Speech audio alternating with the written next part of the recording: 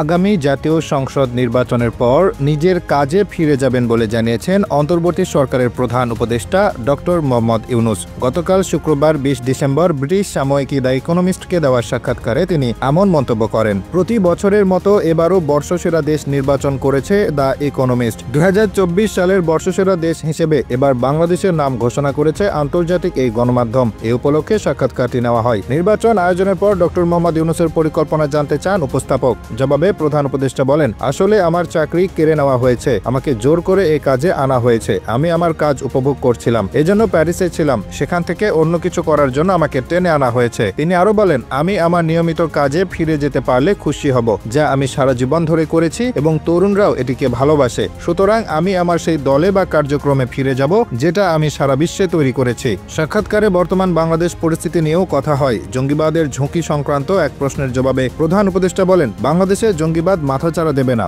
এটি আমি আশ্বস্ত করছি। তরুণরা ধর্ম নিয়ে নিরপেক্ষ, তারা নতুন বাংলাদেশ গড়তে চায়। এই তরুণরা পুরো বিশ্ব পরিবর্তন করতে পারে। এটা শুধু এক দেশ বা আরেকটি দেশ পরিবর্তনের বিষয় না। বাংলাদেশ যা করেছে এটি একটি উদাহরণ যে তরুণরা কত শক্তিশালী। আমাদের উচিত তাদের প্রতি মনোযোগ দেওয়া, বিশেষ করে তরুণীদের উপর। তারা বাংলাদেশের অভ্যুত্থানে গুরুত্বপূর্ণ ভূমিকা পালন করেছে। আমাদের উচিত তরুণীদের উপর মনোযোগ দেওয়া, যাতে তারা নিজেদের স্বপ্ন পূরণ করতে পারে। তাদের সুযোগ এসেছে, তাদের সক্ষমতাও রয়েছে। অভ্যুত্থানে নেতৃত্ব দেওয়া ৩ তরুণ আমার ক্যাবিনেটে আছেন। তারা দুর্দান্ত কাজ করছে, তারা সক্ষম। এই তরুণরা গত শতাব্দীর তরুণ নয়, তারা এই শতাব্দীর তরুণ। তারা অন্যান্যদের মতোই সক্ষম।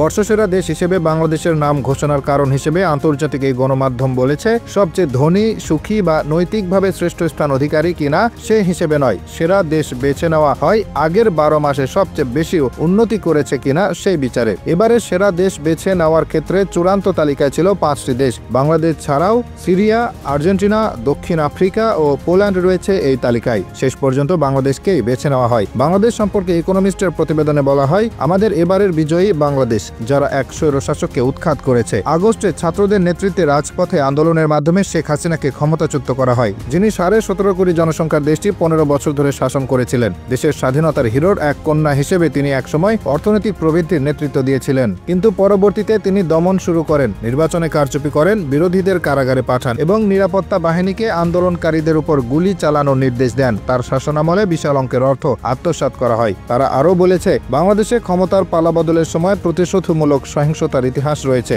শান্তিতে নোবেল পুরস্কার জয়ী মোহাম্মদ ইউনূসের নেতৃত্বে সেখানে রয়েছে একটি অস্থায়ী সরকার, যা ছাত্র, সেনাবাহিনী, ব্যবসায়ী ও নাগরিক সমাজের সমর্থন পেয়েছে। এই সরকার শৃঙ্খলা পুনঃপ্রতিষ্ঠা করেছে এবং অর্থনীতিকে স্থিতিশীল করেছে। ২০২৫ সালে এই সরকারকে ভারতের সঙ্গে সম্পর্ক ঠিক করতে হবে এবং কবে নাগাদ নির্বাচন আয়োজন করা হবে তা নির্ধারণ করতে হবে। এর আগে নিশ্চিত করতে হবে যে দেশটির আদালত নিরপেক্ষভাবে চলছে এবং বিরোধী দলগুলোকে সংগঠিত হওয়ার সময় দেওয়া হয়েছে। এর কোনোটিই সহজ হবে না।